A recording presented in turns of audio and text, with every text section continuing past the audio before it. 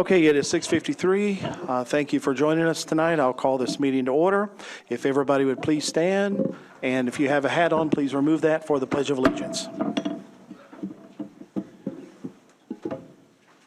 I pledge allegiance to the flag of the United States of America and to the republic for which it stands, one nation, under God, indivisible, with liberty and justice for all.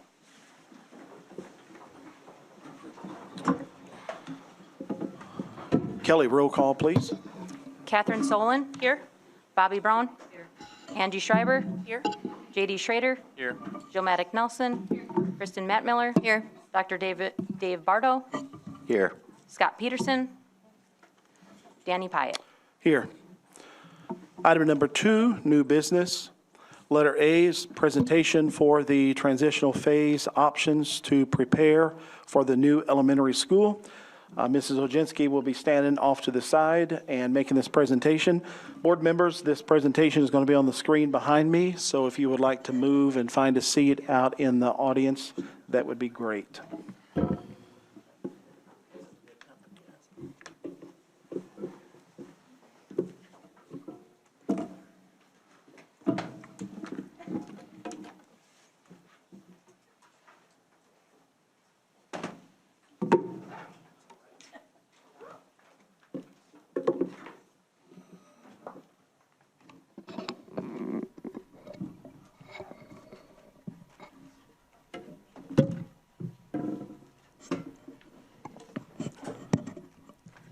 Okay, thank you and welcome everyone who showed up tonight. I am very excited to see this many people present so that you can gather the information firsthand around the projected transitional plan for the new elementary school. If you will look at the screen, this is a rendering that is not completely finished of what our new elementary building will look like. Again, it is not complete because our floor plans have not been solidified, and once that happens, it goes to DPI for approval. As soon as our renderings are also finalized, then they will be presented to our entire community so that everybody can see what they bought with the referendum dollars. Next slide. Okay, why do we need a transitional plan for moving into our new elementary school? This plays a dual purpose, and I think it's important to note before we get started go any further into this that when we communicated with our community and talked about the need for passing a referendum, that was due to the disrepair of our current buildings. Our community has already voted to close all 3 of our elementary schools, and our referendum dollars were passed because the amount of money that it would take to renovate each of our elementaries exceeded the amount of money it would take to build a new elementary school. So looking at that and talking with our architects, they were on site at the elementary with the teachers just before we went to spring break. Our staff were able to look at the floor plans, talk about some different things within the classroom setting that perhaps they would prefer or not prefer, and get a better look at what the building will look like. And in those conversations, our architect also brought up the fact that it is very likely that our building could be finished mid-year, which means we could be looking at moving into the new building during Christmas break or during our winter break. So with that in mind, considering the tariffs that are also going to be playing a part in getting our building constructed, we have to be prepared with a plan and not wait and try to figure out something when it's too late to do something. So a transition plan that we collectively discussed as an administrative team would ensure supportive transitions for students, families, and staff. It would support fiscal responsibility of our district. It would give us a timeline to help to be prepared within a year or year and a half to move into our new building. It would give us strategies to support academic success of our students, logistics around moving to the new building, transitioning grade levels from 5 buildings to 3, which is very important because the disruption would be only 2 elementary buildings instead of 5. All of this can't be done at the same time, and again, the referendum has already been passed to close all 3 of our elementary schools and to build 1 new one. Next slide. Okay, so our conversations first started on February 26th. All of our elementary staff met at North Elementary, and we had a collective conversation around some different options that would be available to help us do 2 things: help us to transition to the new building, and also help us to be more supportive with our fiscal responsibility, because we have some things that are going to be happening, some one-time costs to the district that are going to be coming up. So if we are able to choose one of these options, it would give us some savings of money that could help promote professional development and resources within our district. Staff were given the opportunity to ask questions and make some very good suggestions around the different transition plans. And I also want to say a very special thank you to our elementary staff that are here today, because it has really been either very quiet or spoken about very positively, and I think it's a true attribute that you all have done such a good job with that. So thank you. I am very proud of that and appreciate your hard work with that. Next slide. Okay, so this is the famous Facebook chart that was made and shared, and it shows us 4 options, and there's also an additional option that was discussed that isn't on there, which is why this presentation wasn't shared, because just sharing a presentation leaves it up to the reader's interpretation. So it's always good if you can be part of the conversation and understand everything that is being discussed. So the first option we will refer to as option A, which would be to close East Elementary. West Elementary would become a 4K through 1st grade, and this could be interchangeable. It could be leaving West and North open. It doesn't matter the grade levels for each of those buildings, but one building would be a 4K through 1st grade with 13 sections, and when I talk about sections, that is a classroom. So the other building would be a 2nd grade through 4th grade with 13 sections. The middle school would be a 5 through 8 building with 18 sections. The high school was projected to lose 7 staff. Most, if not all of those, have already been accomplished with resignations or through attrition. So the reduction in staff has happened naturally, which has been good. That doesn't mean there won't be some intentional reductions. That is still yet determined by what the option is that our board votes on tonight. Currently, we have 54 sections, 4K through 8th grade, and option A would take us down to 44 sections. Now, when you look at staff reductions, the 3rd grade would stay in the elementary buildings, and the current 7th graders would stay at the middle school. So the staffing that we have in those 2 buildings primarily would be the same, so there would be no reductions from the elementary or the middle school, which is always a plus. Option B. Option B would be to leave East open, and they would be a 4K through 3rd with 11 sections. West would be 4K through 3rd with 11 sections. North would close. Middle school would be 4th through 7th grade with 19 sections. The same for the high school staff across the board for all sections. That doesn't change. And then 4K through 8th grade, we would have a total of 46 sections. So we would go from 54 sections to 46 sections. Option C would be 4K through 3rd grade would be at East Elementary with 10 sections. West Elementary would be 4K through 3rd grade with 10 sections. North would look to not fill some positions, and we would go down to a 7-section school for 4K through 3rd grade. Middle school would have 19 sections with 4th through 7th grade. High school's the same. So we would go from 54 sections in the district to 51 sections, 4K through 8. Option D would be the same as option B. The only differences are the schools that close. In option B, North closes. In option D, East closes.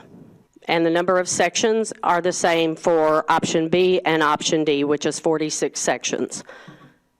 Next slide. Okay, so some key highlights of phase one. So some of the most important parts of option A would be the enhanced student relationships and reduced anxiety, because the students would be in a building where they can focus solely on building relationships with friends and teachers instead of worrying about also being in a building, trying to learn and make new friends, and also learning a new building and how to maneuver around that, which also impacts the level of anxiety for them. Also, it would give them the opportunity to know the teachers so that when they move to the new building, they have familiar faces and they have friends already made. Having option A also increases the ability for teacher collaboration. Teachers can collaborate more effectively, strengthening professional relationships, and it's something that I feel staff have longed for in our district for many, many years. We're doing a lot of work with Solution Tree, and when you hear the middle school and high school staff talk about their ability to collaborate, I know our elementary teachers would appreciate that same opportunity. So not only would they be able to collaborate more, but they also would be building relationships with new people that they're going to be working with. It would give us optimized classroom sections. Right now, we have 54 sections for K through 8. We would move to 44. It would improve efficiency and resource allocation. One thing to consider is when you look across our district, I know at West Elementary in Ms. Palmer's class and Mrs. Bucher's class, they're sitting in classrooms with 22, 20 plus students. And you look at other elementary buildings in our district, and we have classrooms with 13 students. So having some increased equity across our district is also better. Also, it helps us to place students better, so that if you're in one building and you only have 2 teachers per grade level and you have 6 kids who really struggle with emotional regulation, it's hard to place them in more than 2 classrooms. So having 4 teachers or 5 teachers to share those students is better for the students and for the staff.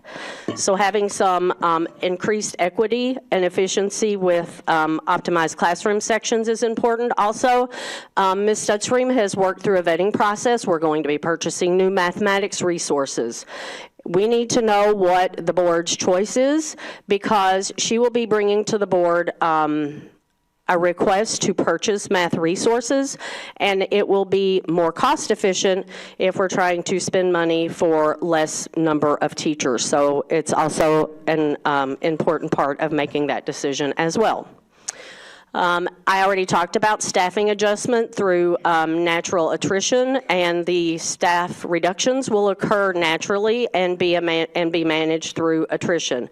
If we wait, these changes won't necessarily happen until the new school opens. But again, this is a one-time opportunity that I'm not saying that we're going to be comfortable. We won't necessarily be the most comfortable, because art and music will go to being on a cart. And I am sure most of you have experienced that either as a student or a teacher. It's not the most fun thing to do, but I think all of us can manage that for a year or a year and a half to save $1.2 million to be able to fund some more one-time purchases that we need in the district. And then again, I talked about the current disparities ranging from 13 students in a classroom to 23 students in a classroom. So that would be addressed, and students would be spread out more evenly across the grade levels. Next slide. Another highlight of phase one, or option A, is the dedicated leadership and support services. If we go down to 2 buildings with option A, both buildings will have a full-time principal and a full-time school counselor, which is very important to support students and staff.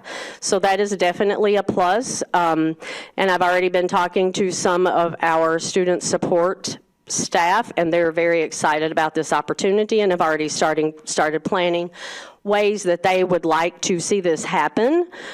So there's a little bit of enthusiasm from the conversations that we have had with staff. That doesn't mean that there's necessarily enthusiasm from all of them, but there definitely already is, and staff are starting to talk highly about it. The library and classroom transitions. Naturally, when you have two buildings, there's less transitions, and there's more opportunity for library time, but it also, when you move a library, it's a rather large undertaking, and when we shift, we have to also collaborate with the middle school to make sure that we're not taking books that the middle school needs and that we're getting books that maybe the middle school no longer needs because we need those at the elementary school as well.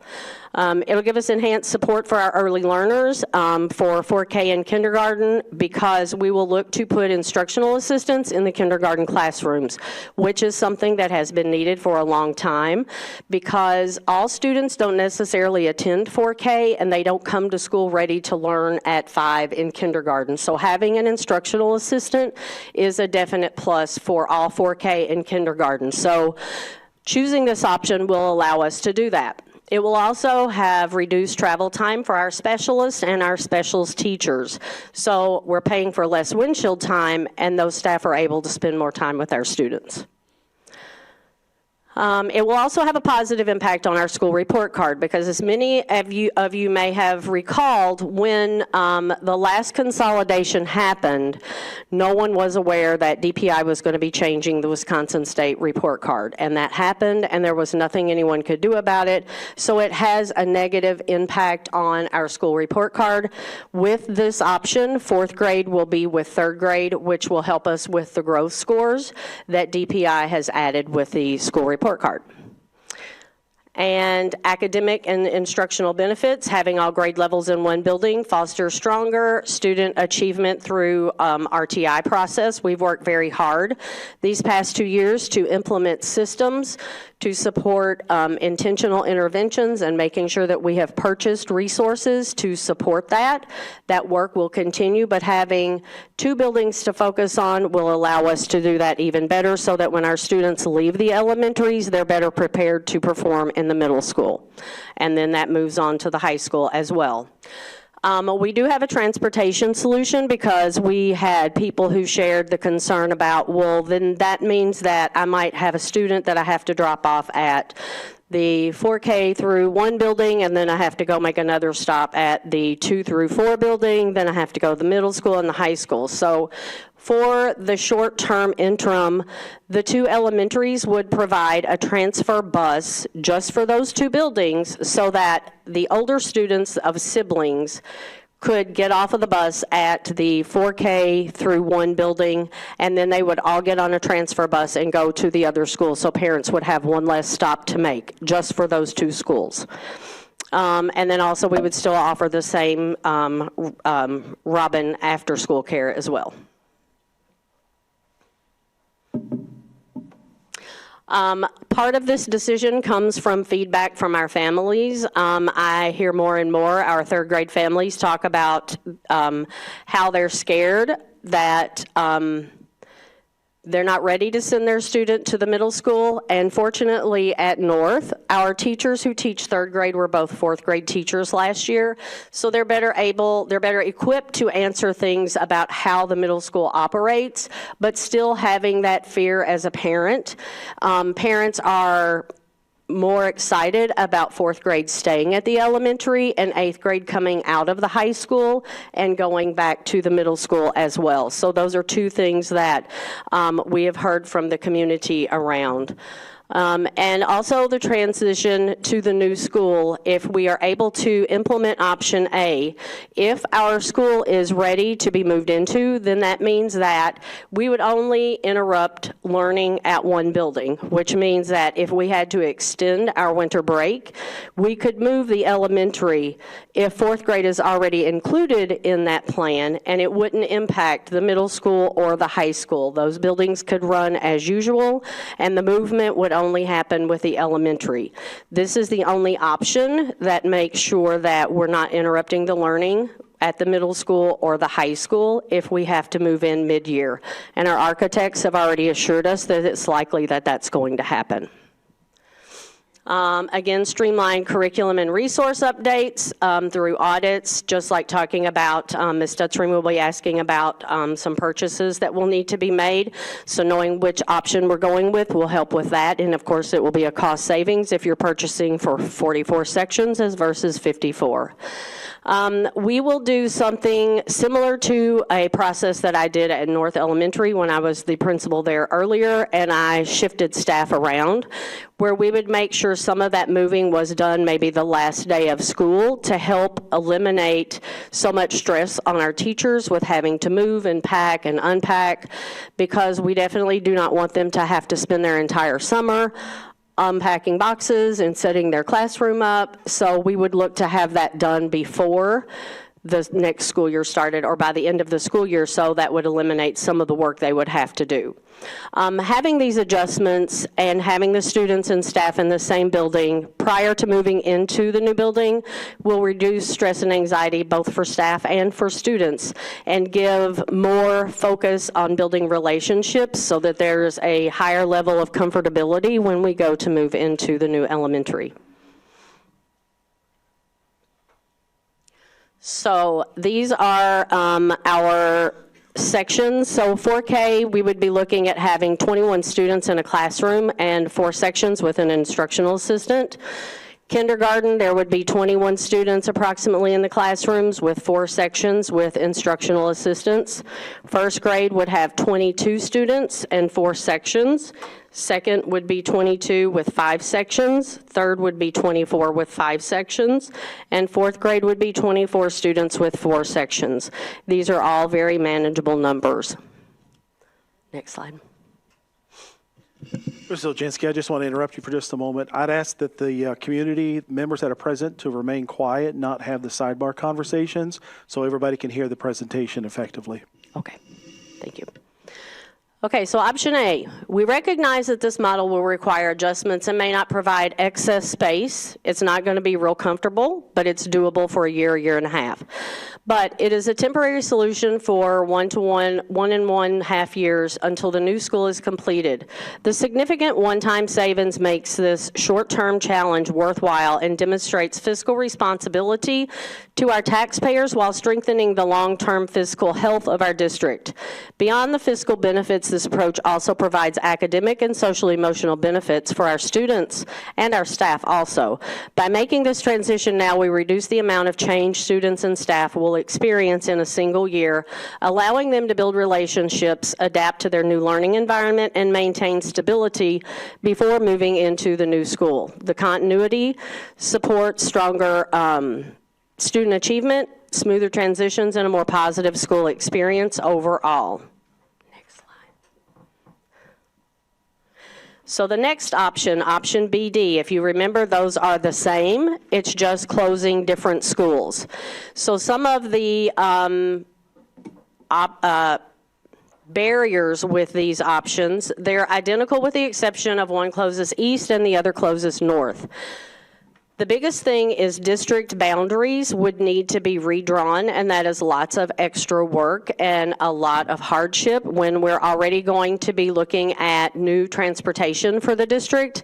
And I know that our transportation company that we're going to be going with, they already have a lot of digital components that we have never been accustomed to having, which will be a benefit to our district, but it's still going to be some learning for our families and for our students and staff.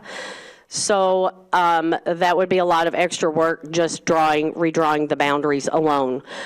In this option, 4th grade doesn't get included in elementary, and that will impact our Wisconsin school report card. It doesn't allow for instructional assistants in kindergarten. Our STEAM class, science, technology, engineering, art, mathematics, would not be an opportunity.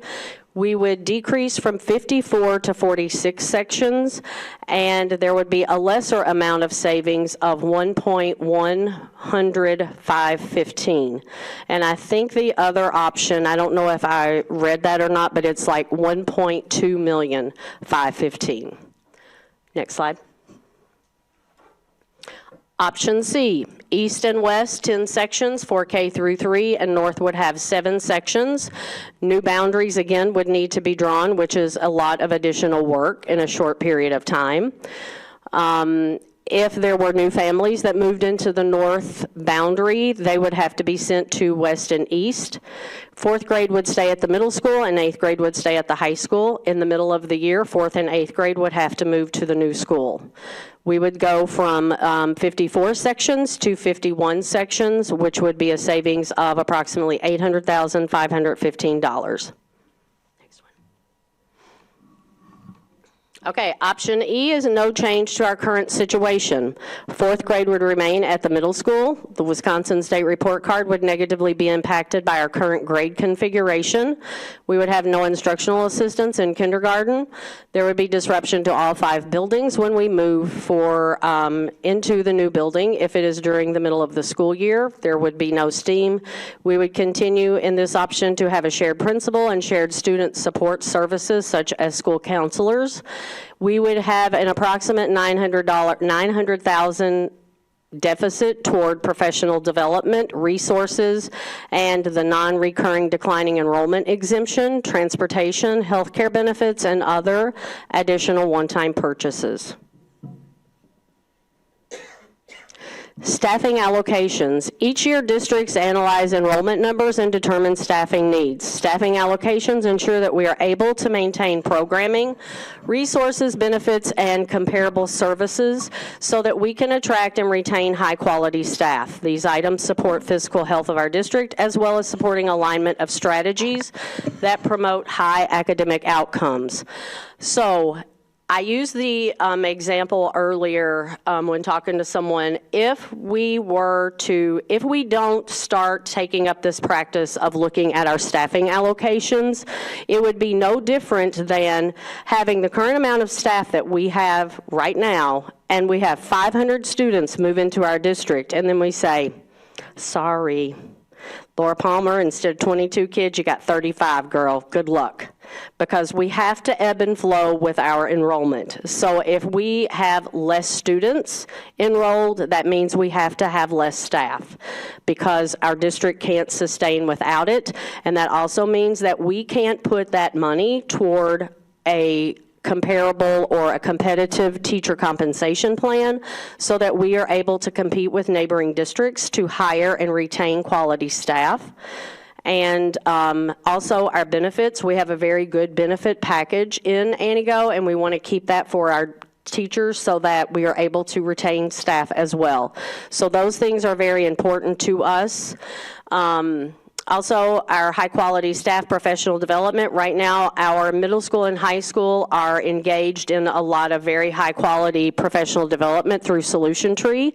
I think that all the staff would say they're very much appreciative of that and would like to see that continue. And having these one-time savings will help us to ensure that we are able to do that for the next year coming. And because of the number of retirements, we will not have to make as many reductions to staff. Next slide.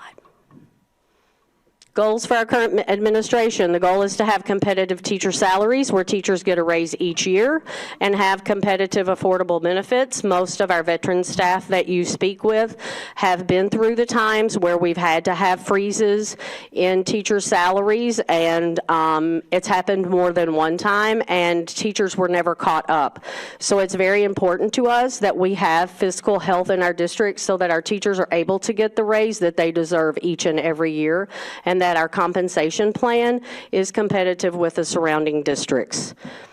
We want to be able to provide high-quality development because that also has a positive impact on student outcomes, and to make sure that we're purchasing high-quality resources for our staff to use. All of these things are evidence-based strategies which have been proven to increase student achievement. These may not have been focal points in the past, so they were not intentionally built into the budget, and we very much want to make sure that that's part of our alignment.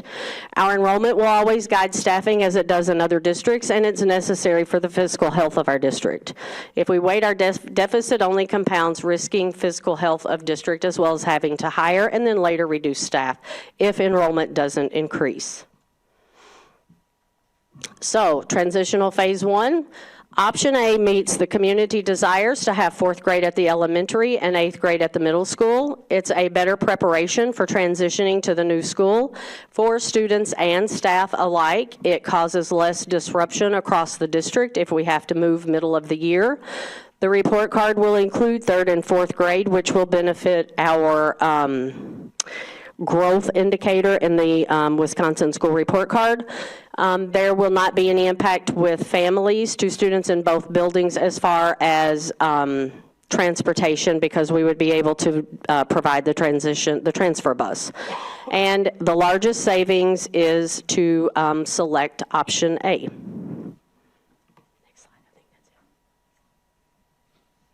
Okay, and that is the end of my presentation.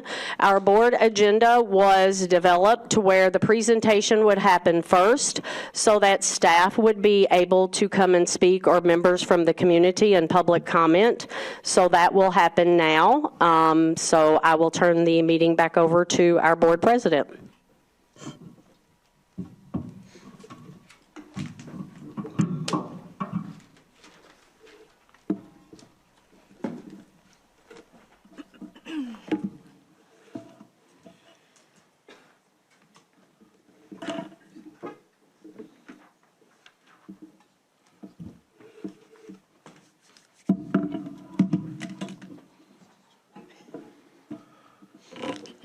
Okay, thank you for your decorum through that presentation. Mrs. Oginski, thank you for that presentation as well. Item number 3 is citizens and delegations, public comment. And before I read the rules that govern our public comment section, I just want to let Mr. Wilhelm know that we'll need 5 minutes on the clock on the screen behind me for each speaker while they are speaking. So this is from policy number 0167.3, which is public comment at board meetings. The presiding officer of each board meeting at which public comment is permitted shall administer the rules of the board for its conduct. And those rules are as follows.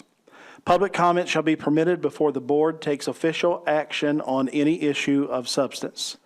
Attendees must register their intention to comment in public portion of the meeting upon their arrival at the meeting. Comments made by the public shall be civil in content and tone, affirming the decorum established for a school board meeting by the school board. Disparaging comments or remarks about school board members, employees, students, positions or position titles, and or district citizens shall not be permitted. Comments by the public shall be in reference to a specific agenda item. Participants must be recognized by the presiding officer and will be requested to preface their comments by an announcement of their name and group affiliation if and when appropriate. Each statement made by a participant shall be limited to 5 minutes duration. No participant may speak more than once on the same topic unless all others who wish to speak on that topic have been heard. Participants shall direct all comments to the board and not to staff or other participants. Participants shall address only topics within the legitimate jurisdiction of the board. All statements shall be directed to the presiding officer. No person may address or question board members individually. The presiding officer may interrupt, warn, or terminate a participant's statement when the statement is too lengthy, personally directed, abusive, obscene, or irrelevant. Request that any individual to leave the meeting when that person does not observe reasonable decorum. Request the assistance of law enforcement officers in the removal of a disorderly person when that person's conduct interferes with the orderly progress of the meeting. Or call for a recess or an adjournment to another time when the lack of public decorum so interferes with the orderly conduct of the meeting as to warrant such action. The portion of the meeting during which the comment of the public is invited shall be limited to 60 minutes unless extended by a vote of the board. A reminder to all board members and to those that are speaking, this is not a conversation between the board and the person speaking at the microphone. The person at the microphone will be allotted their 5 minutes to speak, and we move to the next person who has signed up to speak. And those are the rules of the policy governing our public comment. Danny, is there Do they have another chance to sign the book if they didn't already, or will they be able to? They do not. The book has to be signed prior to the meeting starting. Yes, sir. We have 5 speakers that have signed up, and please forgive me in advance if I mispronounce your name.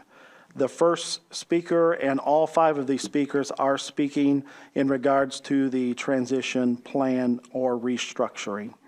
The first speaker is Tessa Lauer. Would you like me to hold your baby while you give? I would love to do that. Okay. All right. Hello, my name is Tessa Lauer. Is this working? I can't tell. Can you Let's step make up, sure Mr. Tessa? Ben, can we have the screen with the clock? Just so she could see. Thank you. All right. I have been a teacher in the Antigo District for 6 years, and I want to take a moment to express my support for the administrative team as they navigate this incredibly difficult decision and to help end the narrative on social media that they are insensitive and unempathetic to staff and families. I know firsthand that Ms. Oginski puts students first, and while school closures are never easy, this proposal comes from a place of careful thought and good intentions. I appreciate the different options and them discussing this with staff before bringing it to the board and the public. I completely understand the emotional attachment to our schools. For me, especially East Elementary, I attended East myself, and it's a big part of why I became a teacher in the first place. These buildings hold memories, traditions, and a strong sense of community. But I know that schools are more than just walls. They are about the students and staff inside them. Right now, we have elementary schools with classrooms that have 13 students in them, and other elementary schools with only 22 students in them. That's not fair to our teachers, and especially not fair to our students. This plan will help to create balanced class sizes, give grade level teachers more collaboration time by being together in one building, and ensure that we are using our resources in a way that best supports learning. Additionally, it's important to acknowledge that we are all committed to the future, and a new elementary school is still on the horizon. I also recognize that change can be difficult, and I want to acknowledge my own feelings about past decisions in the district. Like many others, I too was upset about how Dr. Sprague was treated and was nervous for our future without her. However, we cannot remain stuck in the past. It's time to move forward and work together for the sake of our students. Holding on to past grievances only prevents us from making meaningful progress. And I truly believe that we have a leadership team that is committed to doing what's best for our schools. We can respect and appreciate the contributions Dr. Sprague made to our district while also recognizing and supporting the work Ms. Oginski is doing to lead us forward. These things are not mutually exclusive. Our district is stronger when we focus on collaboration and shared goals rather than division. I also want to take a moment to express my gratitude to the board and Ms. Oginski for genuinely listening to the needs of staff. I approached the board last year with concerns about the lack of real maternity leave options for teachers, and those concerns were not dismissed. Instead, Ms. Oginski and her admin team took action and found a way to offer short-term disability, providing teachers with financial security while on leave with the newborn. That decision made a meaningful difference, not just for me, but for many others who may be in a similar situation in the future. I think it's important to share this with the broader community because there is a narrative suggesting that Ms. Oginski does not care about the staff in Antigo, and that's simply not true. This decision is just one example of how she and the board have prioritized staff well-being. Thanks to this support, I can be home with my newborn, focusing on both of our health without the overwhelming stress of financial insecurity. That kind of leadership and commitment to staff truly matters, and I am grateful. The public needs to know and realize this decision is not about spite or cutting costs at the expense of students and staff. It's about making the best choices for the long-term health of our district and for our students. Change is hard, but I believe in the leadership of this team and in their commitment to what truly matters: our students, our teachers, and Antigo's future. Thank you. Thank you. Watch your step behind you. Mrs. Fossbender, I can't see that clock, so if you can let me know when 30 seconds is down to 30 seconds, that would be great. It's to the next. He moved it already. Moved it, but when Yep. it gets down to 30 for the speakers, let me okay. know. Thank you. Our next speaker is Donna Smith.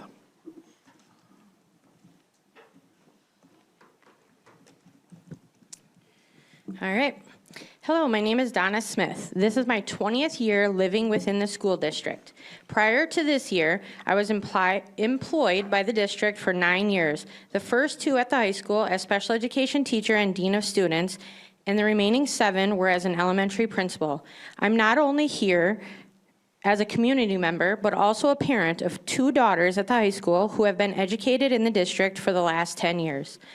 Let's start by backing up to last February, where a plan came out to restructure elementary administration and right-size the district. Several staff were encouraged to resign or be given a non-renewal, which was presented as a scare tactic to force resignations to right-size staffing. This was the case for myself and Mr. Zamzow, East Elementary principal at the time. District administration then shook up the staffing at all 3 elementary schools.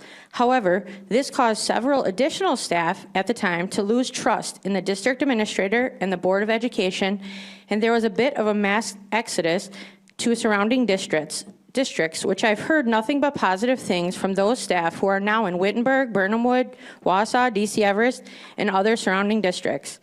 Then the referendum passed to build 1 elementary school, which in all honesty will prove to provide many benefits to our students and staff. However, during the referendum discussions and up until recently, until recently, there were no talk about what would happen next year while we wait for construction to begin. Many staff are still trying to wrap their heads around it, and it looks like the students and colleagues what it looks like for the students, colleagues, and themselves. With the class size increases at the elementary level, the district will not be able to use AGR funds for class size reduction, which is one of the most effective strategies alongside instructional coaching. There are already so many unanswered questions from the aftermath of January's board meeting when 17 staff resigned or retired, totaling over 430 years of service and dedication to our district and community. There are still limited answers. Staff have heard that several of these positions will not be refilled, causing a reduction of many programs at the high school, such as business and marketing, including someone to teach personal finance potentially, which is a state requirement. Then there's foreign language, which we should be offering in person to support students transitioning to a 4-year college or university. Who will oversee youth apprenticeship and co-op? Who will teach chemistry and tech ed and ACP classes that will be offered? Not to forget special education across the whole district. It is already hard to find and keep qualified teachers and especially special education teachers. How will the district guarantee these supports and services which are legally binding based on students' disability-related needs and IEPs? What will special education programs look like, as well as spaces for specially designed instruction next year? Will these options have a minimal or very large impact on our most vulnerable population? Tell us why families should not open enroll their children to surrounding districts. I've heard that the hope is to not have to make too many cuts, as some cuts have been subsidized by attrition and additional teachers and staff retiring or resigning. However, what about cuts to the support staff, food service, and custodians? I just heard that there have been multiple teachers brought in and explained that they would be non-renewed if they did not resign. Ms. Aginski and the Board of Education, you have some big decisions to make. However, before making those, I ask, why have you waited so long to communicate with staff, some staff, and why have you not communicated with the community about these potential changes until now? What do you have to hide? Why do you preach transparency, but you don't practice it? Are you really ready to make this huge decision tonight? How is this what's best for kids? The district and much of the community want to see 8th grade back at the middle school. And if that's the case, why is there only one option that includes the 8th grade moving back? Why aren't there more options with that scenario? District administration make us think that the alignment is to ensure certified staff are teaching our children, but that is not the case. There are several teachers that are not licensed, that are only licensed as substitutes in teaching roles, and some do not currently hold any license, yet those with licenses may be those who have been asked to resign. As I end, I'd like to share a snippet. I won't have time, but you should look into the let them theory. And I'm going to end with any staff, teachers, I want to support you. You're hardworking, students, families. Don't let them steal your joy. Okay, Donna, I need to cut you off. Okay. right there. Don't you dare let them steal your peace or your Can light. you turn the microphone off? Thank you. Okay, our next speaker will be Heidi Lucas.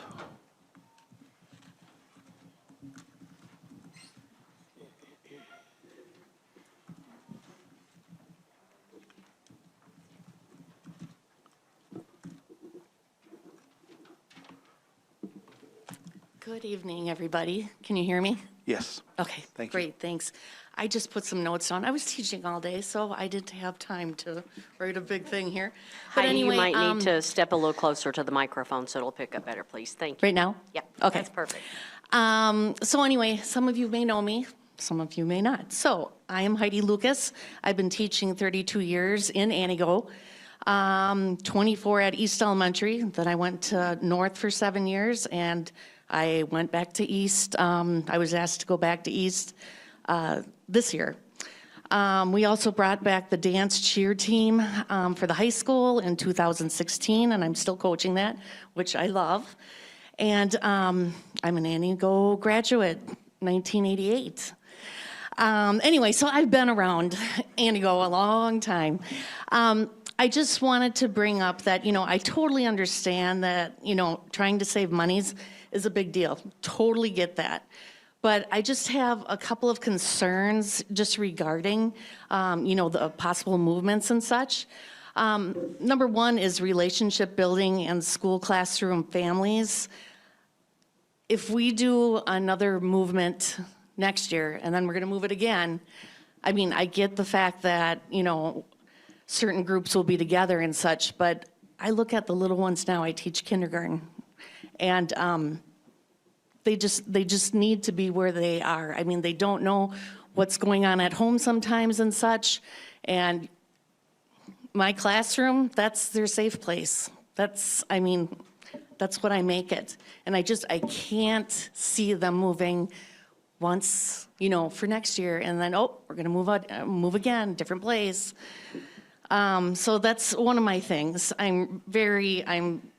Relationship building is extremely important to me, but also as in the dance cheer team, Red Robin Spirit and such, I just, I'm in the lunchroom almost every day.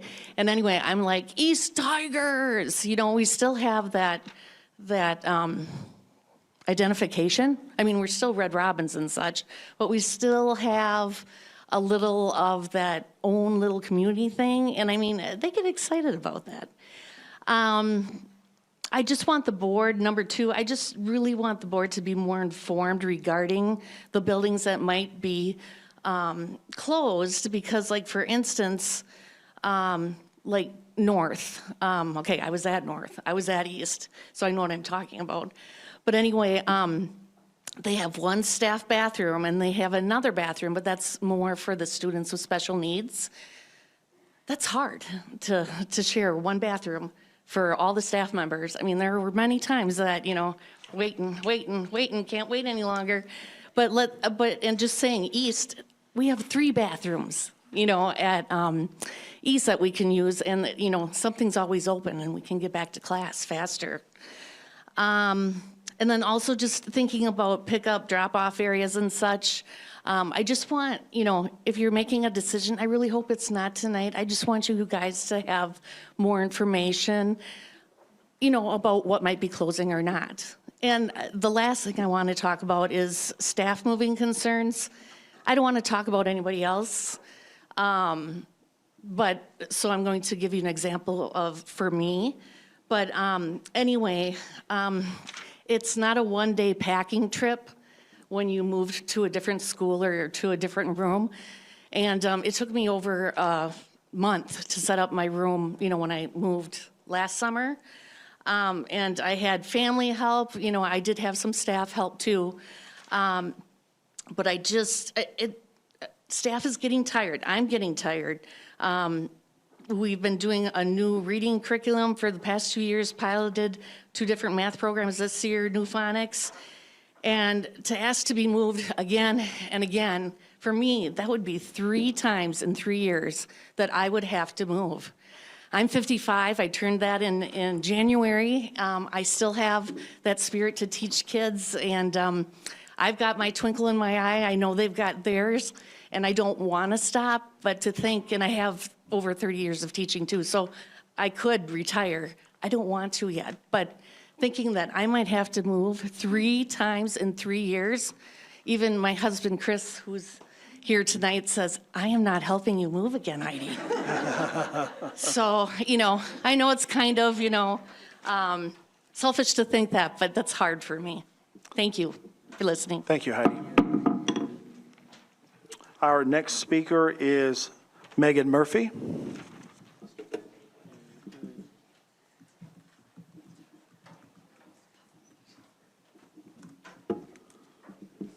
Sorry, guys, I'm a little different height than the others. And I don't like microphones, sorry. All right, I'll make this short and sweet, probably don't need that timer. I worked in the district for 5 years as the school psychologist in every building, even the one previously closed ones. And I have moved on to being a director of special education. And in my first year as a director last year, my district had to cut over the amount that you guys are looking at cutting. We cut 1.5-ish. And we did that without closing down any classrooms, working with natural attrition. That absolutely is something. But I sympathize with having to cut that amount of money. It is hard. There are hard conversations and hard decisions to be had. I get that. But the number one priority we have to have is the students in this district. I work here. I care deeply about these students. And when I got to witness moving grade levels into that middle school, bringing all of that together, you will never get those classes correct, right, the first time you do it. There will always be something you didn't predict, conflicts between students. The most that you can do for these students is minimize their transitions, help them to be comfortable as they are now, and in going into the next year. That should be this board's priority, more so than the dollar amount. Most of the options presented save you some sort of money. We might have to do a little balancing here, but look to see the best way that you can to balance that and make sure that you're minimizing the number of transitions and the number of students that will have to transition buildings. That will be very hard on them. We've seen it before. Rely on what you've seen in this district and your experiences. That's all I have to say. Like I said, didn't need the timer. I'll move it back down in case someone's shorter than me. Thank you, Megan. And our last speaker for tonight is April Kolpak. Appreciate that, Megan. Hi, my name is April Kolpak. I am a third grade teacher at West Elementary. Good evening, members of the board. I stand before you today as a concerned educator and a longstanding member of this community to address the proposed closure of an elementary school and urge you to consider the option of leaving all schools open. I ask that you carefully consider the ramifications of this decision, as it will affect not only the students and the teachers, but the entire fabric of our community. One of my points to talk about was the flow of traffic during dismissal, and I recognize that you've identified that and come up with a plan, so I do appreciate that. I can also think of the concerns involved could be extended dismissal times, the additional transportation of students and transitions after school, and that additional time to commute still across that Highway 45 traffic. But I do appreciate that you're hearing those concerns and addressing them. Additionally, the closure of a school will significantly increase our class sizes. Larger classes mean fewer opportunities for individualized attention. Our students will not receive the support they need to succeed and achieve their best learning. For children with learning differences or those who need extra help, this will be an even greater challenge for them to overcome. The lack of resources and support staff beyond kindergarten and 4K will only exacerbate the situation. Let's not overlook the teachers who will be directly impacted as well. Teachers who will be required to pack up their classrooms and move, some of whom will have done so multiple consecutive years between the restructurings and the new build, disrupting their ability to create consistent, nurturing, stable learning environments. For many of them, this is not just a logistical inconvenience, it is emotionally taxing and undermines their ability to do their jobs effectively. And the question remains, where will we put all of the students and their supplies? We're talking about hundreds of children, each with their own needs, belongings, and classroom supplies. How do we ensure that all students have adequate space to learn, grow, and thrive? Our schools are already struggling with capacity issues, and this plan does not offer a clear solution. Relatedly, the 4th and 8th grade students should not be moved until the new elementary building is complete. Moving these students now without adequate preparation facilities will only add to the overcrowding problem and further strain our already stressed resources. Let us not continue to add to the problem without a long-term solution. Furthermore, I want to address the campaign promises by some of our elected candidates. Some of you have run on the platform of putting students first. The proposed decision does not live up to that commitment. Closing a school and making it harder for children to succeed should not be the answer. As a teacher and a community member, I urge you to keep all 3 elementary schools open until the construction of the new building is complete. Option C of keeping all elementary buildings open and reducing a few sections of the smaller sized classes seems to be the most logistical option.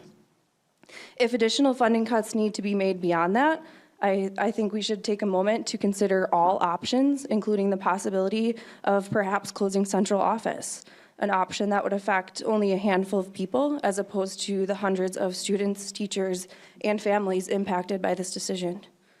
I also fear for the students and teachers we could lose who may leave our district if this decision is made. I don't envy you in the decisions and conversations that you have. In conclusion, I do ask you to take a step back and consider all of our options. We must put students first, not just in our words, but in our actions. Please weigh the consequences of this decision carefully and explore all alternatives to ensure that our children receive the best education possible. Thank you. Thank you, April. Thank you for all of the 5 members that spoke tonight. Item number 4, board action. Letter A, 2025-2026 teacher compensation plan. I will be looking for a motion, please. I move to approve. I move to approve the 2025-2026 teacher compensation plan. Motion has been made by Jill. Would you like to speak to your motion? Not at this time, thank you. Okay, the motion on the floor is I move to approve the 2025-2026 teacher compensation plan. Are there any questions or discussion from board members? Glenda, how is this different than last year? Why is it what than last year? How is it different than last year? Okay, so each of the board members have a copy of the compensation plan, and if you look at one side is for teachers, the other side is for student support services.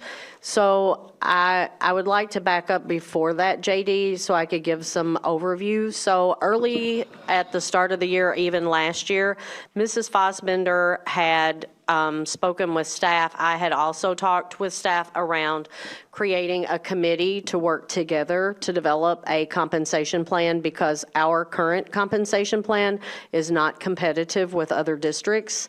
And we very much wanted for staff to be part of that process, but it takes a lot of work and digging into other comp plans, benefits, so it can end up being a lengthy 1 to 2 year process. And when we all took on additional administrative positions, there just wasn't time to dedicate to that process. So Mrs. Fossbender spent a lot of time digging on her own and trying to compile a competitive comp plan that is even a little better than one of the comp plans many of our teachers reference from a neighboring district. And in fact, that comp plan changed just probably over the weekend, and Mrs. Fossbender went right to work to try to ensure that ours was right there with it, even a little better. So one of the biggest differences you will see at the bottom of this page is our current salary schedule and structure, where it has 3 steps and lanes, and then the lanes go all the way up to lane 8. The first page is the teachers with a bachelor's degree and then a teachers with the master's degree. And you'll see in the lane, the column that is not shaded gray, that is how much of a salary increase those teachers will receive each year. And the other grayed out column, that is for a teacher with a master's degree. And in the white column, it is the amount that they will move up each year. One of the things that I want to point out is the starting salary is significantly different, which I spoke with the board last year about how different we were on the low end for our new teachers. And with knowing that we have so many staff with numerous years of experience, we're likely going to be having lots of retirements in the very near future, and we will be replacing those veteran staff with newer teachers, so we have to be competitive. So if you look at the starting salary on our current salary plan, compensation plan, it's $42,400, and the one we're proposing tonight is $47,400 for new teachers. So it's a significant difference. And again, it puts us even a little better than some of the districts that many of our staff look at. If you turn it to the back side, I want to talk a little bit about student support services. It's specialists. These people are also considered clinical practitioners. So speechies, occupational therapists, school psychologists, physical therapists, those people are in alignment with these compensation plans, and it's the same. There's one for a bachelor's degree and then one for a master's degree. JD, does that answer your question?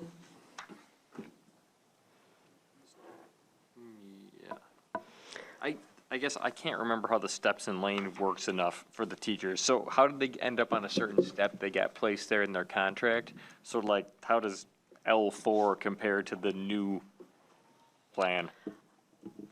I don't know that you technically could compare it, because we will go through and we will look at every staff member and consider, do they have private school experience, because that most often doesn't count in many districts, because there are different requirements for public school employees that aren't necessarily required of private school staff. So we will look at every individual employee and place them. No one will be getting a pay decrease. Everyone will get a pay increase. But it will be, it will take quite a bit of time, but we will have to look at each person individually. And it's not necessarily that, oh, I've worked, and I'm not counting the number of steps, 15 years, and I'm going to start out at 68,000. That's not necessarily the case. Okay, and Okay. it's different now? If you're at the top of the schedule, you now get a raise every year? That's different, correct? Or was that the same last year? On hours, you started at 42 and you worked through from 42.4 to 43.15. If you start out at 47, then you work through each step. But if you're at 81 or 75, or were you even, you couldn't be at 81 before because the master's degree didn't make a difference? I think we got $1,000, right, if you had a master's degree in our current compensation plan. But ours maxes out at 75.4.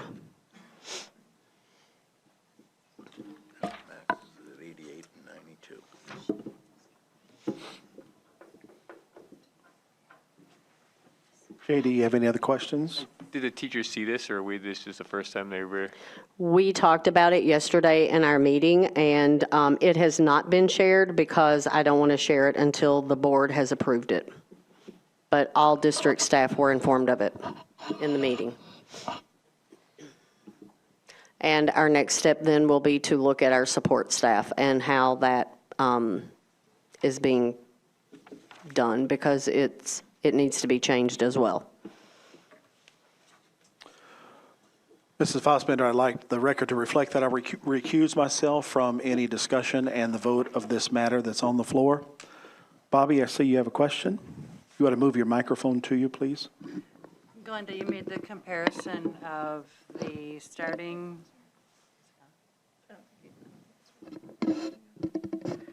So you made the comment about the starting salary at 42.4. Looking at the new schedule, it would be 47.4. Correct. When you flip the page and you spoke about support service specialists, am I correct in understanding that that salary also would start at 42.4 and now moves to 57? So in the past, we didn't have a separate compensation plan for those people. So this is giving them a separate one, and they too would be placed. Okay. So that doesn't necessarily indicate across the board starting Correct. that much difference. Correct. So if we were, Bobby, if we were to hire a new support specialist person with just a bachelor's degree, they would start at 57.7.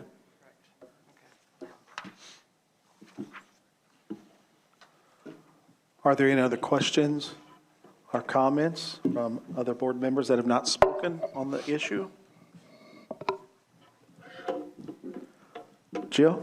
I just want to ensure, I don't know if we mentioned this already or not, but I believe Mr. Peterson is on virtually. Oh, good. Thank you, Jill, for, I made a note of that Mr. Peterson, I noticed, joined at 7:05, so he did see the presentation, or hear the presentation, and he is part of this discussion. Scott, if you have anything you want to say something so Jill can hear you, so I can call upon you. I just wanted to make sure I was on here. You are on, sir. Thank you, Jill, for pointing that out. Once again, any other questions or discussion of the motion on the floor? Before we go to a vote, I just want to ensure that Mr. Peterson knows how to vote since he is remote, or if he is voting, I guess is a clarifying question. Correct. What we have done in the past, Mr. Peterson, is you would identify your vote, and Ben would have your device, and he would vote for you once you have said how you're going to vote. Does he have the device? Mr. Wilhelm, do you have, he's got the device. Can I speak Ben or? Yeah, you would just speak yes or no when the vote happens during the call of the vote being open, and Ben will use your device for you. Okay. Okay. Thank you. Okay, hearing no other questions or discussion of the motion that is on the floor. And the motion, once again, is I move to approve the 2025-2026 teacher compensation plan. The voting device is now open. Oh, yes.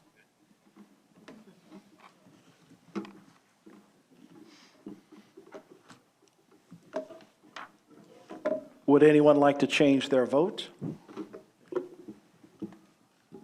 Okay, the vote is now closed. And the motion carries 100% unanimous with my recusal. Letter B, grade level structuring for 2025, 2026. I will be looking for a motion at this time, please.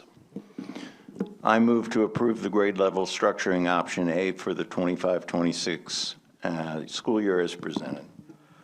Motion has been made by Dr. Bardo. Would you like to speak to your motion? Yes, I would. It's hard for me sometimes as a board member not to think back to my superintendent days, which lasted 20 years. And we don't like to say this in education, but the school district is a business.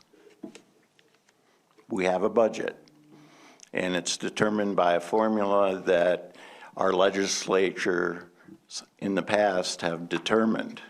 And we only get so much money, and that's what we get. And what's our product?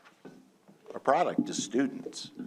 I mean, we don't start them, we don't form them, we get them. And they come to us as 4Kers.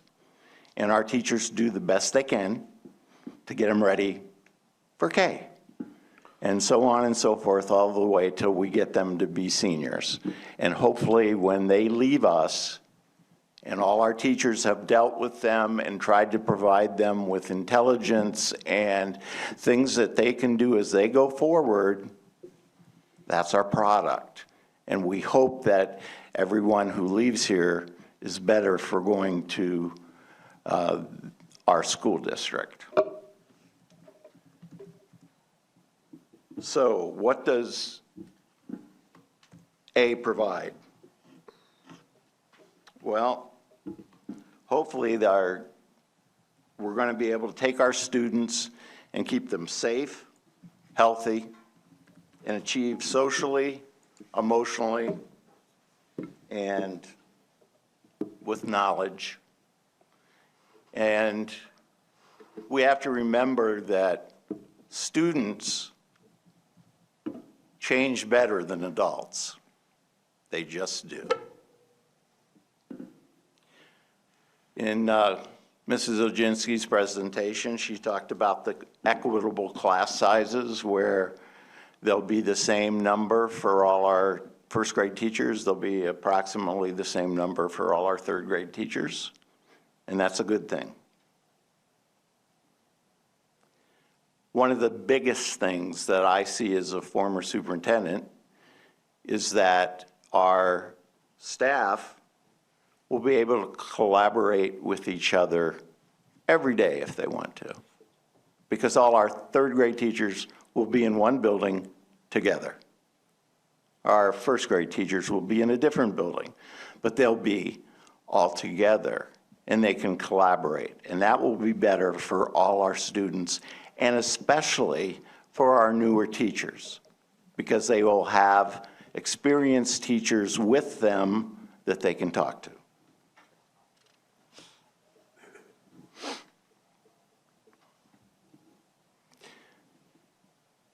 We only need to hire one principal by going to A instead of trying to hire two. That's the cost savings. When we ran the referendum, we talked about that eventually we're going to sell our buildings. Well, guess what? Next year we'll have a building to sell, and we'll do it 2 years ahead of the other two.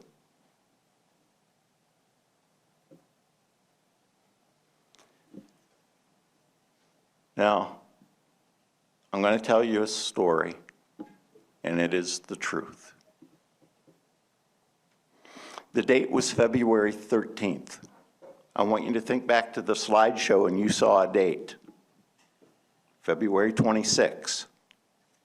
That's when Glenda started talking to staff in the elementaries. So what was February 13th? I was supposed to be going to Chicago for the weekend, but the weather was very bad and it was snowing, and I canceled my trip, and at 11:30 I got a phone call from Mrs. Oginski, and she asked me, could I come to North? And I said, yes, I'll be right there. I think I said in 20 minutes because I was out doing things. So anyway, I show up. I have no idea why I'm coming. And I walk in and I sit down and I look, and there's some writing on a whiteboard in her office. And Kelly's there, Glenda's there, and now I'm there. And I'm looking at these numbers and I see it's sections for what'll work.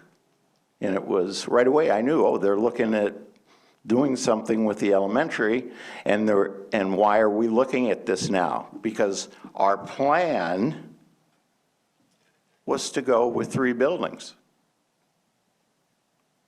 That's the original plan. So now it's February 13th, 2.5 months ago, or maybe a month and a half. And Kelly says to me, what are you seeing? I said, well, it looks like we're looking at possibly closing a school. I said, why? And she said that she, 2 days before, had learned from DPI that we were going to get less than $500,000 taken away from us that was in this year's budget that won't be there next year. And you have to do something. 80% of all budgetary money goes to staff. 80%. That's normal for a school district. So they're looking at a $500,000 deficit. And I'm seeing them playing with the numbers 4K through 3. And I said, if you bring 4th grade back from the middle school, can we make that work? I wasn't thinking money, but I knew what parents were saying because I hear it. They didn't want 4th grade at the middle school, and they didn't want 8th grade at the high school. Was there a way it would work for 2 buildings? I didn't figure it out. I just threw it out there to Kelly and Glenda, because my big thing was get the 8th graders back to the middle school, get the 4th graders back with our kids. I knew it would help with our testing program. But here's the other thing. Every kid that is in the middle school this year is in the middle school next year. The 4th graders are now 5th graders, and the 7th graders are now 8th graders. None of them move. They're there. The difference in the high school is 8th grade's coming back, and there's less students in the high school, and that's where our cuts are being made. So anyway, I wasn't looking at it as a monetary thing. I was looking at it, what do our parents want? What are they telling me? 8th grade back from the high school, 4th grade back with the little kids. I said, will it work? They made it work. That's what administrators do. And so they came up with a plan, and it's Plan A. And it's not like this came up last week.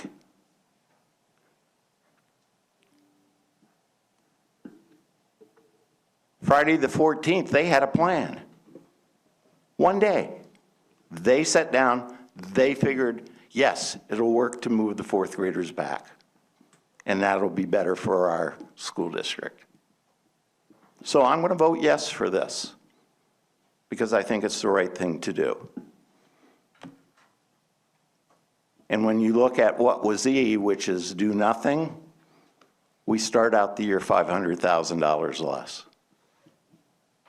And then we really have to cut.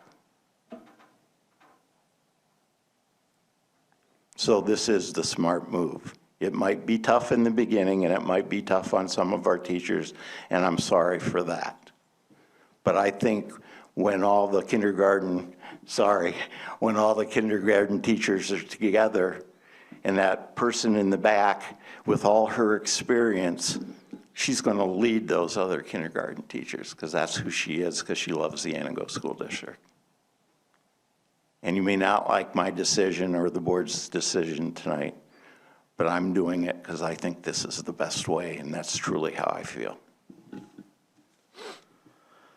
Are there any other board members who would like to question or have discussion? How much was the JD? cost savings on option C again? On option which one? Option C. What was, will you just briefly run over that one? 800,000. 800,000. 800,000.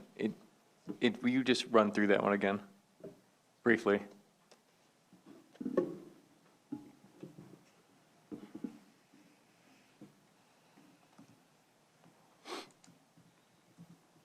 You have to give me a second, I gotta open it back up. I can bother Kelly while you look. Kelly, Actually, JD, I'm sorry, but that doesn't, never mind. it's relevant. Option C, JD? Yeah. Option C was east and west, 10 sections of 4K through 3. New boundaries would have to be drawn for the 2 schools. No, new boundaries wouldn't have to be drawn. North would go down to 7 sections. Through attrition, it just wouldn't be filled at North, and we would have less sections there, and all new families would have to go to west or east. 4th grade would stay at the middle school, and 8th grade would stay at the high school. And in the middle of the year, 4th and 8th grade both would have to move schools. So we would go from 54 sections to 51 sections, and our savings would be $800,515. And I think it's, yeah, that's all. Okay. Kelly, could we take the 500,000 out of fund balance? Or so now every year, losing that declining enrollment, because Tim used to talk about that all the time. Someday you're going to lose this. Yeah. I don't know, 8 years now, it's finally happened. Could we take it out? Or is, So you can do anything you choose to do, but you just have to think about the ramifications. And one of the things that's a ramification of funding staff through your fund balance when you have a deficit in revenue that's not going to come back unless you have increased enrollment, is that compounds every year, and you have increased benefits. So over the last 2 years, our benefits have increased 24%. So 12% is about $300,000, $400,000. So you have that every year. On that 24%, we might have another 12%. So you have to make cuts each year. We want to be able to provide salary increases to our staff each year. So when you have that deficit that keeps compiling and you don't use attrition to be able to fund or to be able to fix that deficit while at the same time maintaining high quality instruction, you have to hire new people and then you have to cut them later. So at some point, if you keep using fund balance, you'll keep going into more of a deficit, and then you'll have to short-term borrow. One of the other pieces about using fund balance is we got a very good rating. So similar to what you do if you have a mortgage and you look at your credit score, high level, that's generally the same as what you look at for your rating for your bonds. So when we're going out for our referendum and our several different bonds that we have to do for $54 million, you're going to have to pay back higher rates. So you get worse rates if you have less fund balance. And our district is in a very good position with the fiscal health of our fund balance because we don't have to short-term borrow, and we do have, I wouldn't say an overabundance of fund balance. I think it's a healthy fund balance that we have. So that is a decision that you would have to make, but you have to think about the ramifications when you're not just taking a one-time purchase out of your fund balance, you're taking something that compiles each year and grows each year. So we would, if we did option C, we'd be lose saving several $100,000 or less, but it'd be easier on the staff. So JD, I want to caution you, we're not talking about option C. So frame your questions around option A. Okay, I'll amend the motion to go for option C. You want to make an amendment to the motion, and your amendment is to approve grade level structuring for option C for 2025, 2026 as presented? Yes. Okay, the amendment is now on the floor. And JD, would you like to speak any more to your amendment to the motion? I think Dave makes a really good case for option A. It makes sense, but at the same time, it is a lot, it's a lot to put the families through in a short period of time and the teachers. And if we have the money and we can still save a whole bunch, I don't know that we need to do it. But I might just be too soft. Okay. Let me remind the board members that your questions and conversation is around the amendment that's on the floor now, which is to approve the grade level structuring for option C for 2025, 2026 as presented. Is there any questions? Angie? Okay, so am I remembering this correctly? When Plan C, there's no STEAM classes? There's no assistance for the kindergarten classes, correct? Correct. Okay. I just wanted to make sure I was wrapping my head around that correctly. Okay. Yep, you're correct. Kristen, I saw your hand. So I think it's important that we are moving, I think it's important that we are not transitioning all three schools, elementary, middle school, and high school at the same time. Option C does not allow for that. We would have to be moving 8th graders and 4th graders mid-year, so we're disrupting all three schools. We would also be taking kids from the high school, I'm cool, I'm in 8th grade, I'm in high school, back to the middle school mid-year, yes? We would be taking Correct. 4th graders, same thing happening to them, from the middle school back. I don't see a response well in an 8th grader to ask them to do that. If we don't do option C, they're already staying where they are, so there isn't that transition. Another problem I see with option C is that when we went out for the referendum, we talked about big things, collaboration of our teachers, getting the 8th grade and the 4th grade back to where we think they should be. And option C doesn't allow that. If option C just prolongs the goals of the referendum that we got passed and that our community spoke for. Okay, are there any other board members on my right? Jill? Option C would also increase class sizes, correct, or not necessarily? I know it was 54 to 51 sections, but does that increase? At North Elementary, they would be increased because that building would go down to 7 sections. Okay, and regardless of option, but specific, I'm trying to figure out my wording. I'll pause that for now. Okay. Bobby, Catherine, Dr. Bardo?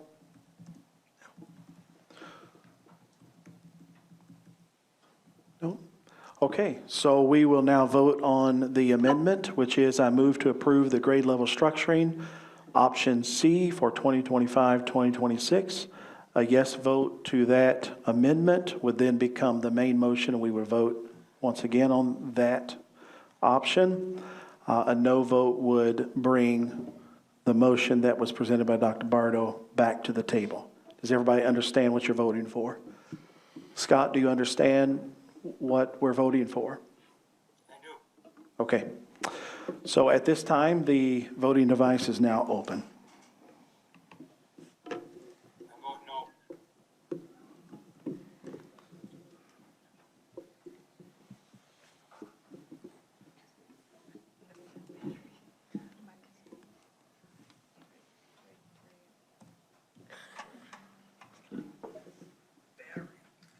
Must be the battery.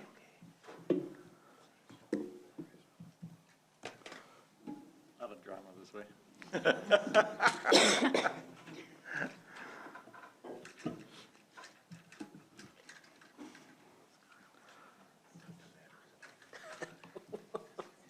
Batteries.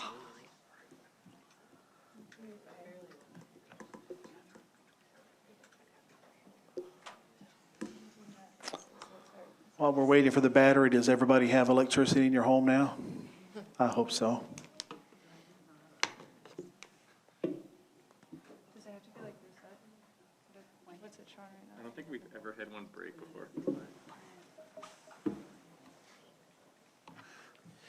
Bobby, how do you want to vote? No. Okay, now we know. Okay, would anyone like to change their vote? Hearing none, the vote is now closed. And Bobby's vote is a no. And the motion fails, the amendment fails. And now we go back to the main motion of approving the grade level structuring of option A for 2025-2026 as presented. I will ask for any board members that have not spoken on this particular motion to speak, if you would like to.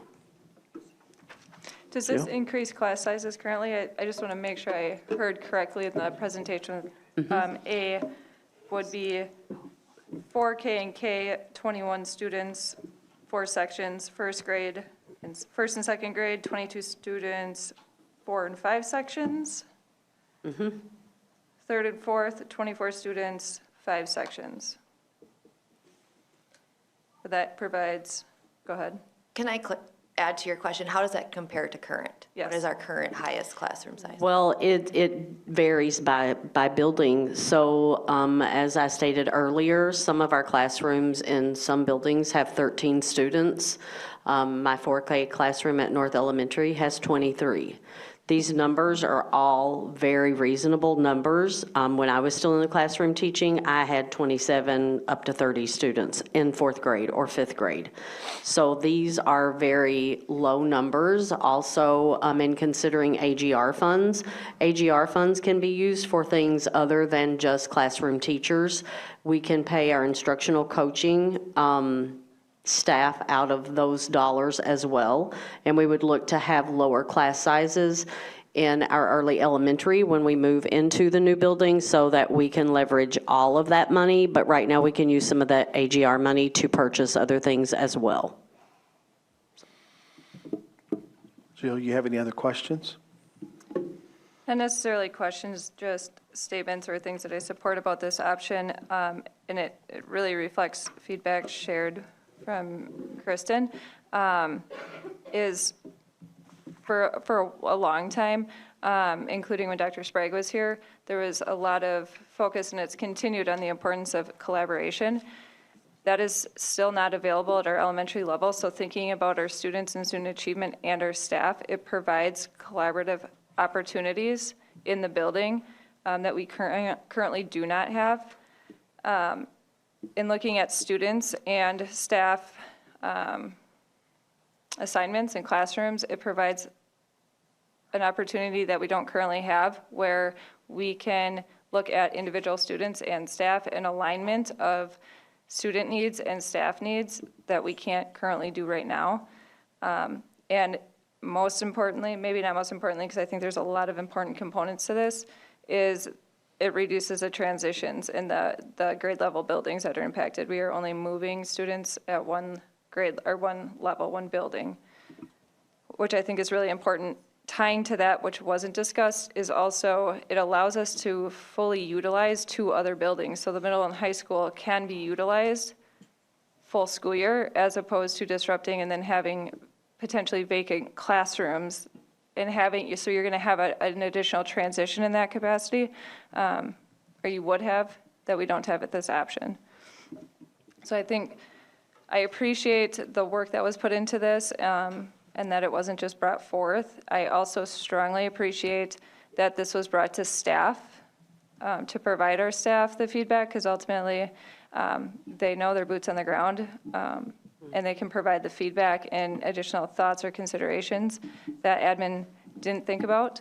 So thank you for doing that, and then also thank you for providing the opportunity for public comment to come after the presentation. I think all of those things are really important for us to work together cohesively, not just as a board, but as a district and a community. So I'm in favor of the motion on the floor. Are there any other board members who would like to speak of the motion on the floor who have not spoken? Angie? I'm just curious, I guess this is for Jake.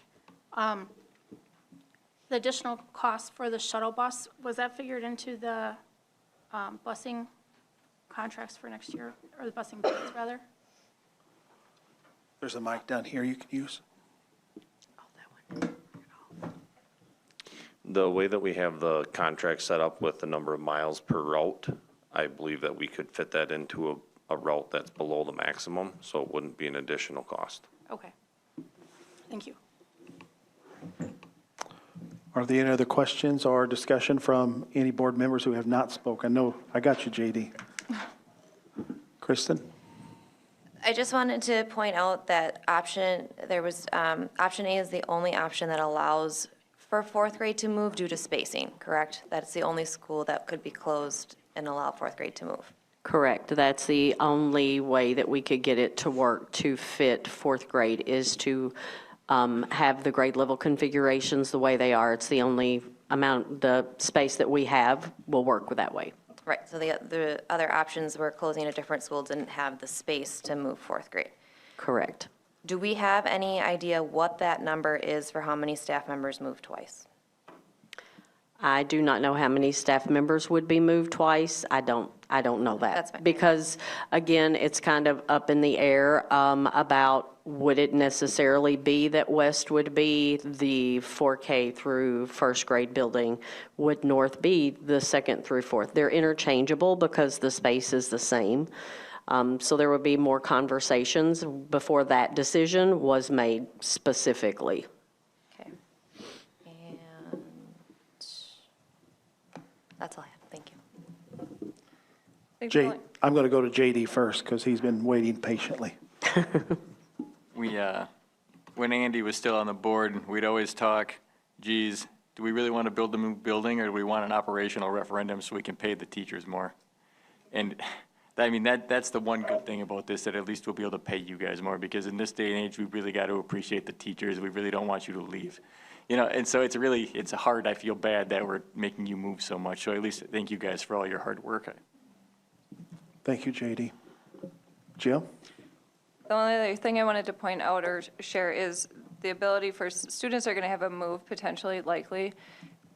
This allows them an opportunity to be with their full grade level, so they're not just making a move and also gaining, increasing their student population by 50% in their grade. They're all in the same building, so they're making those connections from the beginning of the year versus having that transition potentially mid-year and also having a lot of new student faces and staff faces. So I think there's a lot of strategic planning around that to reduce the stress on our youngest learners. I can guarantee everybody in this room does not want students or staff to move during the school year. Should that be the case, I really like that this is intentionally supporting that. Correct. I think I would add to the discussion is the word of the night is transition, and our district is going to be in a transition for a few years. This isn't going to be the first transition. We're going to have others that we'll face over the next few years. Several years ago, even before JD and I became members of the board, I sat in the seats back there, and I remember hearing from a very well-respected community member. Her name is Mrs. Blood. And I don't know her very well, but I can see the respect that our community has for her. And after that night, I had a tremendous amount of respect for her and appreciated all the work that she has done in this district as well. But one thing that she said that night as she stood right in the middle of the room, she said, I want everybody to know, and this is whenever we were talking about closing the country schools, Pleasant View, Spring Valley, and Crestwood. And she said, from my experience of a teacher working with kids, they will adapt to change. These are not verbatim what she said, but they will adapt to change a whole lot easier than we adults will adapt to change. And I've been hearing her voice and those words that she spoke in the middle of this room ringing in my ears for quite some time. The one thing that I do like about option A and that I will vote in favor of is that 4K through first grade will be in one building for next year and potentially half of the following year. Those same kids in 4K through 1 will be on the same floor of the new school on the bottom level. So it's not like that those 4K through first grade students is going to be moving and seeing second grade, third grade, or fourth grade in the same level. And same thing with second, third, and fourth grade. Whenever they move to the new school, they will also be in the same cohort of kids that will be moving to the second floor of the new building. So I think that brings continuity for the students to move from those schools, and it will help with that transition. Whereas, like we've heard from board members tonight say that if this is not chosen, then it would be more transition, more movement, and possibly even in the middle of the year of moving students around. It's not the best. It's probably not going to be the easiest, but I think it will be the best in the long run for the students. And what happens, I believe too, that Dr. John Maxwell says that everything rises and falls on leadership. And our leadership of our district has done a fabulous, tremendous job in trying to find all possible scenarios into making this work in order to make the budget fit. And like JD said, we want to do what's not only best for the students, but also what's best for the teachers in giving them raises and showing how much that we appreciate all the staff, all the support staff, and all the administration. So I think this is a great move. It's a bold move for our board to make this decision if we vote this in tonight. And we've become trendsetters in Antigo, and I think we're going to continue being that across the state. So having said that, one more time, I want to ask if there's any other questions, comments. I have one more, I'm sorry. Kristen, go ahead. How do educational hours differ high school, middle school, and elementary school? So the high school has the largest requirements of instructional minutes. The elementary has the least. Is there like days? Does it come out to, or would it not be? I guess the point I'm trying to get to is if we're only transitioning the elementary school when we move into the new school, it would allow for us to have basically 2 school calendars. So that if we needed a larger winter break, parents can anticipate that, we would have it in place, but we also wouldn't have our high schoolers going to the second week of June. Correct. You are exactly right, I yes. think that is something that we need to take into consideration as well. Yes, I completely agree, because some school districts make the choice of, if there's a snow day, that the makeup time is only for the high school and not the elementary or middle, because they're required lesser minutes. So yes, you're exactly correct. We would have the ability to do that if option A is our choice. Any other questions or comments? Okay, hearing no other. Scott, do you have any questions or comments? I don't want to leave you out of this. No, I'm good. Okay, then the motion on the floor is I move to approve the grade level structuring option A for 2025-2026 as presented. The voting device is now open. Oh, yes. Yay, Bobby.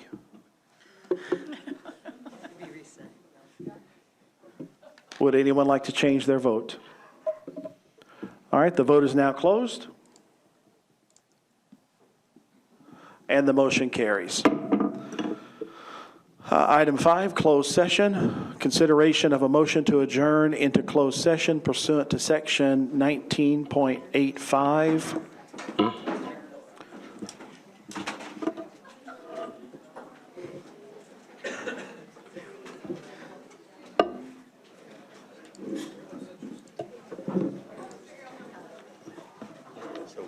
I can get up and go. That's what I thought. Not yet, JD. Oh, I was just like, Not yet.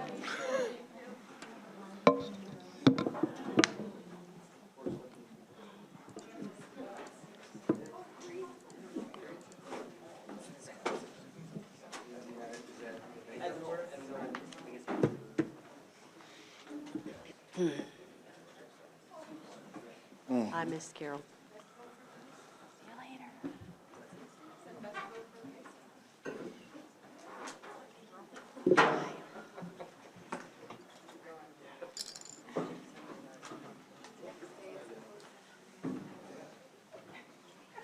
Bye. Bye. Bye, Matt. Jennifer. Bye, girls. Jennifer. Standing by you, and I'm thinking, I know this person. Okay, consideration of a motion to adjourn into closed session pursuant to section 19.851C and F of the Wisconsin statutes for the purpose of I, which is considering employment, promotion, compensation, or performance evaluation data of any public employee over which the governmental body has jurisdiction or exercises responsibility, and subsection 2, which considering financial, medical, social, or personal histories or disciplinary data of specific persons, preliminary consideration of specific personnel problems, or the investigation of charges against specific persons except where paragraph B applies, which, if discussed in public, would be likely to have a substantial adverse effect upon the reputation of any person referred to in such histories or data or involved in such problems or investigations, to wit, discussion and possible action on the authorization of preliminary notices of non-renewal pursuant to Wisconsin statute section 118.22 sub 2. I need a motion for that. So moved. Motion has been made by Dr. Bardo. I need a second for that motion. Second. Second is made by Angie. We need a roll call vote, please.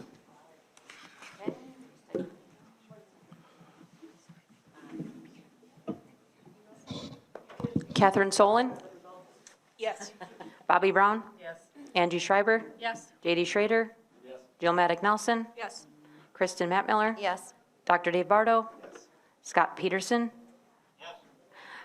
Danny Pyatt? Yes. And the motion carries. We're now in closed session.